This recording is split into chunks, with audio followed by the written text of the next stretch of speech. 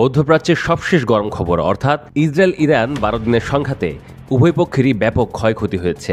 Iran নিজেটা প্রকাশ করেছে যতটুকুই করুক না কেন। ইসরায়েল এখনও করেনি আনুষ্ঠানিকভাবে, শুধু এটুকু জানিয়েছে যে দেশবাসীর পক্ষ থেকে ক্ষতিপূরণের দাবি জমা পড়ছে কর্তৃপক্ষের কাছে। তবে দেশটির সংবাদ মাধ্যমগুলোই ক্ষয়ক্ষতি প্রকাশের দায়িত্ব নিয়েছে।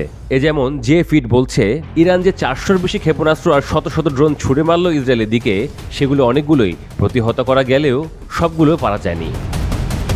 এর ফলে আঘাত হানা ক্ষেপণাস্ত্র ও ড্রোনগুলো উল্লেখযোগ্য ধ্বংসযজ্ঞ চালিয়েছে ইসরায়েলে। প্রাণ কেড়ে নিয়েছে 28 জন ইসরায়েলির, আহত করেছে শত শত জনকে, যারা নিজ বাসাবাড়িতে, হাসপাতালে, আশ্রয়কেন্দ্রগুলোতে কাতরাচ্ছে।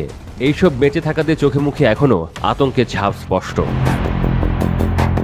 ইরানের হামলা ঘরছাড়া করেছে 15,000-এর বেশি ব্যক্তি ও পরিবারকে, যারা আশ্রয়কেন্দ্রে ও হোটেলে অবস্থান করছেন।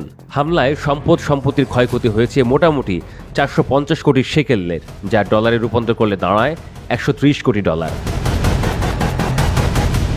বিভিন্ন সংবাদ মাধ্যমের প্রতিবেদন বলছে, ইরানি ক্ষেপণাস্ত্র ও ড্রোন হামলায় ইসরায়েলের কমপক্ষে 31,000 ভবন ও 4,000 যানবাহন ধ্বংস বা ব্যাপকভাবে ক্ষতিগ্রস্ত হয়েছে। সপ্তাহখানেক আগে ইসরায়েলি কর্তৃপক্ষ প্রায় 39,000 ক্ষতিপূরণ দাবির আবেদন হাতে পায়। এই দাবিগুলোর মধ্যে ছিল 30,809টি ভবনের ক্ষতি, 3,713টি যানবাহনের ক্ষতি এবং 4,085টি যন্ত্রপাতি ও অন্যান্য সামগ্রীর ক্ষতির জন্য।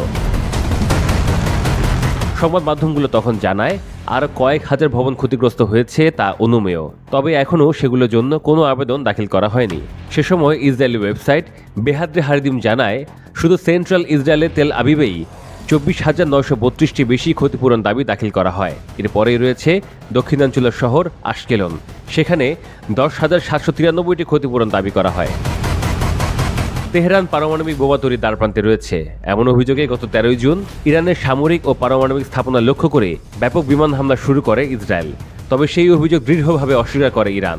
এরপর ইসরায়েলি ভূখণ্ডে তেহরানের প্রতিশোধমূলক ক্ষেপণাস্ত্র ও ড্রোন হামলা শুরু হয়।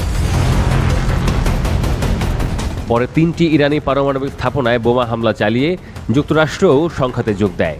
জবাবে কাতারে অবস্থিত পশ্চিম এশিয়ার সবচেয়ে বড় মার্কিন সামরিক ঘাঁটি আল উদেদ বিমান ঘাঁটির ওপর ক্ষেপণাস্ত্র হামলা চালায় ইরান।